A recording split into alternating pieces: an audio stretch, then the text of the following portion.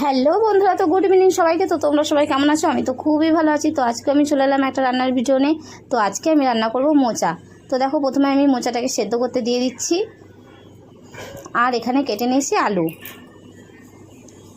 তো সমস্ত কিছু আমার কাটা রেডি হয়ে গেছে, আর এখানে মোচাটাও সেদ্ধ হয়ে গেছে। তো প্রথমে আমি আলুগুলোকে ভালো করে ভেজে নিচ্ছি। তো এর মধ্যে দিয়ে দিয়েছিলাম আমি গোটা গরম মশলা, আর দিয়েছি তেজপাতা, শুকনো লঙ্কা, আর তারপরে দিয়ে দিয়েছি টমেটো, পরিমাণ মতো লবণ আর হলুদ,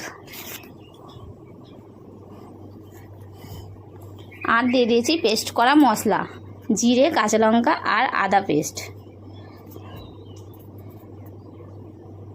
তো এবার আমি ভালো করে এগুলোকে কষিয়ে নিই।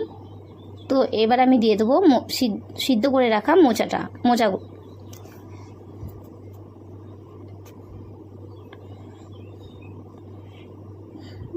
তো এখানে মোচাটা প্রায় হয়ে এসছে। এর মধ্যে আমি দিয়ে দেব পরিমাণ মতন ঘি, চিনি, আর দিয়ে দেব গোটা গরম মশলা পেস্ট।